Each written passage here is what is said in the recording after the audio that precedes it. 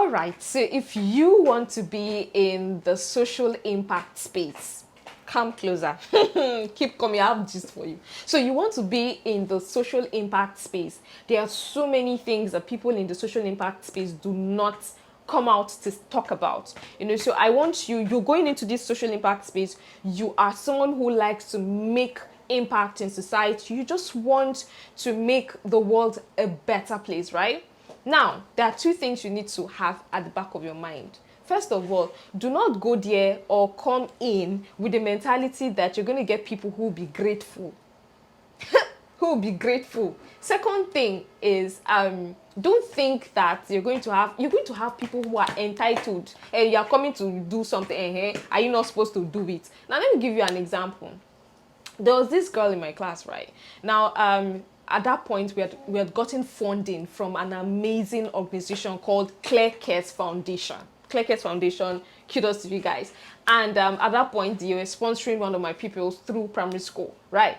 Now, sometimes they give us something extra for the other pupils. So we add it to like the food bank, learning materials bank. So what we did was that we got supplies for our food bank. So we're now looking out for candidates that really need it, right? So we got to find out about this girl. Now she'll come to school hungry. Most times during recess, what she does is that she'll go and sleep. The usual children, they'll go out there, play and all that. No, she'll just sleep because we found that and we realized that she was hungry. And then to take it a step further, we went ahead to call the mom just to confirm how things are going on, what's going on and all that. And she told us that the family had not even had anything to eat from the night before. So it was already afternoon the next day, right? So the girl and her siblings were hungry. So immediately we just put them under the food bank, right? We just started giving them meals. And you should see how excited they were. They were just happy, and all that. And when the mom came to pick them up, guess what? We told her, after the call, we actually just started giving them meals, and all that. This is what's happening. We have to inform the parents, right? Now, you should see the face of that woman.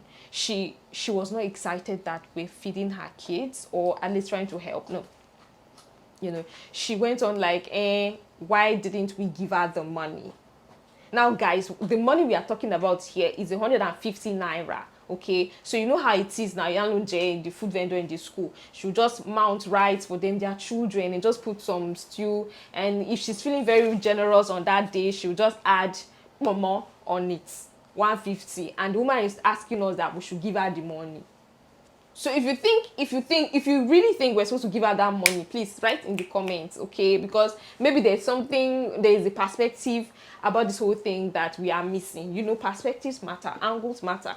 So imagine that I was driven by, they're going to, I'm going to see how grateful they are and how happy they look about what I do and all that. I would have just packed my bags and baggages, and I'm like, who sent me? Let me be going my way. What is all this, The next one is people who are entitled.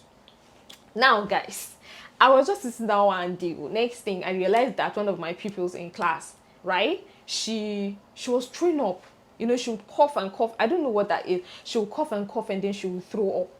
And when we now realized that, I called the mom of the girl. I was like, okay, this is what's going on. And she's like, the mom is always telling me, she's on agbo, So I was like, okay, fine. I don't have a problem with that if that works for you and your family, right?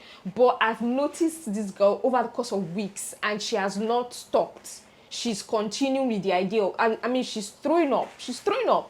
So you have to do something about it. You have to take her to the hospital or something. So the woman was like, okay, we don't have money and all that. That night, I promise you guys, I was sleeping. Next thing, I saw a phone call. I was like, this is the parent of my people, right? Let me find out hope everything is all right. I was sleeping. Next thing, they called me to tell me that. And the woman called me. She was like, the girl is in the hospital. The girl is in the hospital. They took her to, apparently, situations had got worse, and all that. Maybe she fainted or something. And next thing, they had to now take her to the hospital by force. So she's calling me to tell me that these were her words. I was the one that told them they should go to the hospital. I'm the one that told them to go to the hospital. Now they're in the hospital. There's no money. All that. Brethren, sisters, and brothers, and the Lord had to find money to send. Right? Is that not the point where I will ask myself, who sends me?